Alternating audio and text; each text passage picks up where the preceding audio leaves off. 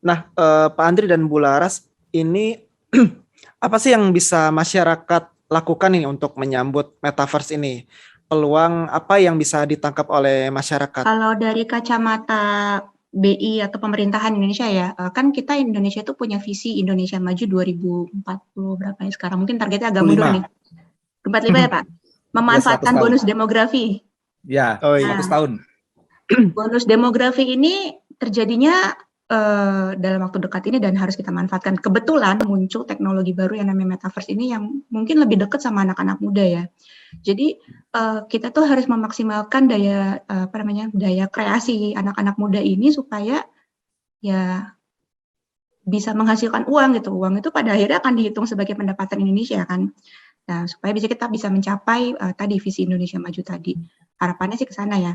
Nah, kalau sebagai BI sebagai institusi saya rasa jika salah satu pendekatan komunikasi BI adalah lebih mendekatkan diri kepada publik, maka BI bisa aja bikin BI virtual di metaverse, terus nanti di sana kita bisa promosi mengenai produk-produk BI seperti Kris atau mungkin Bifas, apalagi ya mengenal ciri-ciri keaslian uang rupiah itu juga bisa di metaverse gitu. Ya tadi ya basically anything cool dan tapi yang menurut saya yang paling penting tadi ya orang-orang Indonesia tuh harus diajak berkreasi dan bisa memonetisasi kreasinya itu supaya ekonomi Indonesia tuh bisa naik. Oke, terima kasih Ibu. Itu menarik sekali ya kalau kita melihat dari tren sekarang itu banyak sekali sosial media yang kita tuh bisa monetisasi dari situs seperti TikTok, YouTube dan sebagainya. Tapi kan Pak Bu ini tuh kalau untuk anak muda milenial tuh pasti adanya berakhirnya tuh biasanya kecanduan tuh scrolling terus-terusan tanpa menghasilkan cuan justru. Jadi cuma jadi penonton. Nah, ini itu kan baru era sosial media seperti TikTok dan Instagram. Gimana kalau kita udah di era metaverse nanti? Apa kita benar-benar siap gitu, Pak, Bu? Silakan Bu, Bu Laras tanggapannya. Pasti ya, apalagi kalau kita menempatkan diri kita sebagai konsumennya doang gitu. Beda kalau kita sebagai creator kan kita adalah produsennya. Tapi menurut saya ini mau ada metaverse atau nggak ada metaverse, ya tadi ya tetap kejadian dan cara membentenginya adalah kita sebagai manusia itu punya kewajiban untuk bisa memilah mana informasi yang benar, mana informasi yang buruk. Atau nggak buruk lah ya, benar buruk kan kadang-kadang abu-abu, tapi orang tuh at least bisa ngebedain ini opini, ini fakta, ini saya bisa ambil, saya enggak gitu. Nah supaya orang bisa punya kemampuan itu, maka tingkat pendidikan itu menjadi penting. Kan kita nggak bisa menilai apakah suatu informasi itu baik atau buruk cuma dari pendapat orang lain kan, bisa jadi pendapat orang itu salah gitu. Jadi pendidikan itu utama banget supaya kita punya dasar-dasarnya untuk menilai mana yang informasi yang bisa kita ambil, mana yang enggak. Dengan begitu nanti kita bisa mengurangi tingkat kecanduan kita ya. Kalau kita sudah merasa wah ini udah nggak benar nih, saya udah 4 jam 5 jam di sini, saya udah dapat informasi dari yang tadinya saya cuma scrolling hal-hal berguna gitu ya, misal tips and trick something. Belakangan udah random things happen in another planet gitu ya, mendingan kita stop dulu gitu. Itu sepertinya yang saya alami, Bu. Sama saya juga. Terima kasih Andri ya. Gimana Pak Andri tanggapannya? Ya, udah siap belum ya kita? Jadi kalau saya rasa begini, memang struktur masyarakat ya, social network. Karena saya belajar social network juga. Memang ada orang yang sangat terkenal dan banyakkan orang biasa, sedikit orang terkenal. Dan biasanya orang yang terkenal atau selebritis itu banyak follower. Jadi itu wajar ya. Tapi yang kita alami di metaverse nanti akan semakin masif. Semakin masif itu artinya sekarang aja kita konsumsinya luar biasa, nanti semakin imersif tentunya akan semakin luar biasa. Nah, kalau kita lihat justru adalah opportunity orang untuk create something itu menjadi lebih equal, ya, lebih mudah. Sekarang kita lihat banyak sekali konten kreator yang tidak tampil di satu area, misalkan cuma di YouTube aja atau cuma di Twitter aja. Mereka multi channel dan di mana channel-channel itu dimiliki oleh platform-platform. Kita pikir masa depan, ya, kita Web 3.0 memungkinkan saya langsung publish gitu. Jadi intermediate yang tadi namanya TikTok, yang namanya Instagram, itu bisa di-bypass, ya, di-bypass langsung ke end user. Nah, ketemunya gimana? Nah, ini yang nanti kita belum terjadi sekarang ya. Yang ini akan nanti kita sebut sebagai Web3, kita langsung connect ke kreator dan keuntungan dari kreator itu adalah dia langsung bisa interaksi dengan publik dan uangnya juga langsung monetisasi, tidak ada pajak, tidak ada potongan dan lain sebagainya. Kemudian satu hal lagi, tadi ngomong-ngomong kita enjoy ya dengan massive information seperti tadi Bu Laras cerita, saya start with this one and end up with another one gitu ya. Mulai dari suatu informasi ternyata jurnalnya dan saya enjoy di situ walaupun akhirnya saya kecanduan. Tapi nanti kita akan semakin luar biasa. Selama ini kita dibantu oleh algoritma YouTube dan lain sebagainya untuk mempersonalisasi kira-kira Bu Laras, Pak Andri itu sukanya apa gitu ya. Dan nanti itu akan semakin messy karena kayak hutan belantara gitu kita nggak tahu. Jadi ada untung ada ruginya. Untungnya kalau sekarang kita diarahkan dan kita diketahuan seleranya, ya ruginya kita akan semakin kecanduan karena kita mengikuti yang disediakan atau dikurasi oleh platform itu. Nah, kedepannya kita cuman mencari, misalkan saya follow Bu Laras, saya cuma Bu Laras, saya follow Mas Adi, tapi kita nggak dikasih alternatif lain. Justru menurut saya malah mungkin lebih nggak messy ya, lebih nggak kacau ya, karena kita tahu maunya kita apa gitu. Kita yang memilih sendiri kurasinya. Jadi itu glimpse ya of the future kalau saya bayangkan seperti itu. Itu Mas Ade mungkin bisa menjawab. Oke, terima kasih. Berarti pengenalan diri dan pendidikan itu benar-benar sangat penting dan berpengaruh ya, biar nggak nyemplung habis itu nggak udah kelelep gitu aja di media sosial. Oke, Pak Andri, saya mau ngepoin lagi nih. Kalau kita tadi ngomongin metaverse gitu, sebetulnya kita bisa dapetin informasi yang relevan, terpercaya mengenai metaverse ini nih di mana sih, Pak? Biar kita nggak salah informasi. Ya. Jadi ini kayak ini lah. Saya tuh pernah kemarin baru saya dilihatin video ya tahun 90 di TV ya, TV di Amerika gitu ya. Pertanyaannya what is internet gitu ya. Lucu pertanyaan, what is internet saat itu. Jadi waktu itu internet itu orang kan mikir internet itu apa sih? Nggak ada makhluk seperti internet waktu itu ya. Jadi waktu itu internet itu kita gunakan untuk ngirim email, ya, ngirim email, kemudian baru muncul browser. Ya, ini sama dengan metaverse. What is metaverse? Barangnya nggak ada tapi udah ditanyain. Barangnya sedikit dan masih tadi kita bilang masih silo-silo ya, masih pulau-pulau terpisah. Nah, cara mengetahuinya ya gather information sebanyak-banyaknya. Ya pertama mungkin yang paling mudah, yang paling populer di anak muda ya YouTube. YouTube itu banyak sekali. Ya mulai dari pengembangnya sendiri ya, pengembang itu biasanya mempromosikan saya create metaverse untuk apa gitu ya, project saya itu kedepannya untuk apa, biasanya dengan promise seperti itu ya, dengan janji oh nanti kota saya itu besar, nanti kota saya itu akan dijual banyak, ini nanti akan banyak orang yang gunakan, maka kita akan terkesan ya biasanya, terus kita mulai invest di sana ya, itu bisa dari sana. Sumbernya juga ada dari Independence. Independence itu biasanya ada blog ya. Blog itu di misalkan Medium ya, atau di Twitter. Twitter itu banyak sekali dengan metaverse ya. Jadi menurut saya itulah sumber-sumber yang fresh ya. Kalau buku dan lain sebagainya ini terlalu maju ya, terlalu canggih. Jadi buku belum ada juga, masih sedikit dan bukunya biasanya belum mengcover keseluruhan gambar dari metaverse. Menurut saya gitu, Mas Adi semua bisa menjawab. Kayaknya itu insentif buat peneliti kita kali ya Pak ya, buat bikin jurnal, paper, buku. Iya, kita kejar tayang tuh bisa. Lagi besar-besaran ke sana.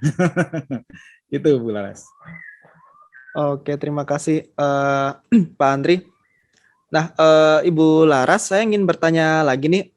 Kalau tadi kita membahas metaverse, ini saya mau mulai ke NFT nih Bu. Sebetulnya NFT itu apa sih Bu, dan hubungannya dengan metaverse itu seperti apa Bu? Kalau orang masyarakat umum, NFT pasti ya itu digital images yang bisa tanda kepemilikan barang digital lah ya, yang bisa laku miliaran ya, pokoknya untung lah, cuan gitu ya. Tapi kalau misalnya kita bedah NFT non fungible token itu masing-masing punya arti yang dalam banget ya. Misalnya kita mulai dari non fungible-nya dulu. Barang itu sebenarnya dalam perspektif dapat dipertukarkannya itu punya karakteristik fungible atau nggak fungible. Fungible ini misalnya gimana? Kalau saya punya duit 10.000, saya tuker sama Pak Andri, saya minta tolong tukeran sama 2.000 5 lembar gitu. Andri pasti akan ngasih kan selama dia punya uangnya gitu. Karena kenapa? Uang rupiah ini kita anggap sebagai barang yang fungible. Kalau ada robek kotor-kotor dikit 10.000-nya ya nggak masalah ya. Toh kita masih merasa bahwa ini tuh kualitasnya nggak jauh beda lah antara 10.000 yang saya pegang sama 2.000 yang Pak Andri pegang gitu. Jadi fungible-nya tuh dapat dipertukarkan tanpa ada perbedaan kualitas sehingga nggak ada bedanya pada nilainya. Kalau saya tukar 10.000 dapetnya 10.000 juga walaupun bentuknya udah lain. Nah, untuk barang yang non-fungible itu nggak bisa kayak gitu. Begitu kita tukar barangnya dengan unit yang mirip, barang yang sama, itu bisa jadi berbeda. Contoh misalnya kalau saya pakai uang tadi, tapi uang 10.000-nya ini tuh uang seri keren gitu ya. Kodenya AAA 000001 gitu. Berarti kan ini uang pertama nih. Wah, ini nggak bisa saya tukar dengan Pak Andri harganya 2.000 kali 5 ya, Pak ya. Minimal nih bisa laku 100 juta kali di pasar. Uang tuh tadi bisa fungible, bisa jadi nggak fungible karena tadi ya ternyata ada beberapa uang yang unik banget sehingga kalau kita tukar itu bakal ada perbedaan nilai. Nah itu maksudnya non fungible. Kalau kita pasangin dengan kata token itu kan bahasa Indonesianya apa yang paling gampang mungkin tanda kali ya. Tapi tanda apa gitu? Apakah tanda lalu lintas, tanda tangan, tanda mata? Kan banyak ya tandanya. Nah, pasangin dengan non-fungible tadi berarti ini adalah tanda bahwa suatu barang di dunia digital itu adalah unik. Mungkin itu definisi beratnya ya. Buat saya NFT itu bukan cuma sekedar digital images yang bisa cuan-cuan, tapi pada dasarnya NFT adalah tanda bahwa suatu barang digital itu unik. Nah, apa hubungannya dengan metaverse? Nah, di metaverse ini kan representasi dunia nyata ya. Di dunia nyata orang tuh pengen punya sesuatu yang unik. Nah, begitu juga di metaverse, saya juga pengen punya tanda bahwa saya tuh punya sesuatu yang unik dan punya nilai jual. Makanya NFT ini sering banget kebawa dengan metaverse. Harapannya nanti barang-barang ada di metaverse tuh bentuknya NFT. Bisa saya transfer antar metaverse, walaupun ini banyak juga yang kayaknya masih skeptis ya. Kita masih di fase-fase awal sih ya, masih banyak skeptis. Tapi harapannya NFT itu bisa ditransfer antar metaverse. Jadi kalau saya main game di Fortnite, kalau saya mau pindah ke Minecraft, NFT barang yang sama tuh ya tetap ada gitu. Terus saya bisa perjualbelikan, orang bisa mendapatkan value-nya. Nah, seperti itu Mas Ade. Oke, jadi lebih mudah ya kalau bisa diperjualbelikan itu lintas metaverse gitu ya, Ibu? Ya, harapannya. Oke, terima kasih Bu. Tapi kalau dari sejarahnya sendiri itu seperti apa sih Bu, si NFT itu Bu? Nah, ini kalau misalnya dari sejarah, teknologi yang mendasari NFT itu sebenarnya dari udah lama banget ya. Mungkin yang paling terkenal dari blockchain-nya si Satoshi Nakamoto gitu. Atau yang kita kenal dengan Bitcoin. Nah, di atas teknologi itu ada orang yang kepikiran aja gitu ya, dia instead of dia naruh, dia cuma jual-jual koin, dia tuh naruh informasi tambahan di dalam blockchain tersebut.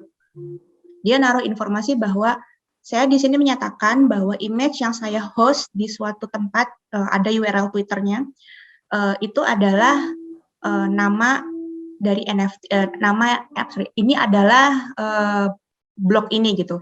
Siapapun yang memiliki kontrol terhadap blog ini, itu memiliki image tadi. Nah, entry di blockchain itu kemudian ditransaksikan dengan temannya. That is the first NFT yang di tahun 2014 disebut dengan nama Quantum, nanti boleh di-googling bentuknya kayak gimana. Jadi image yang URL-nya tuh kita embed dalam Bitcoin dalam blockchain-nya Bitcoin, terus itu ditransfer, dimonetisasi. Waktu itu kalau nggak salah katanya terjual $4 apa ya? Atau berapa, saya lupa, kurang tahu. Nah, terakhir ternyata si image pertama NFT itu malah terjual 1,4 million dollars di Christie. Wow. Keren banget ya. Padahal kalau kita breakdown, ini ketemu kemarin Aisyah yang menarik banget. Jadi ada orang yang nge-breakdown teknologinya. Apa sih yang mendasari NFT pertama ini? Ya namanya maklum ya, namanya teknologi pertama gitu. Mungkin masih banyak kekurangan. Sebenarnya technically itu image-nya tuh udah expire tahun 2015.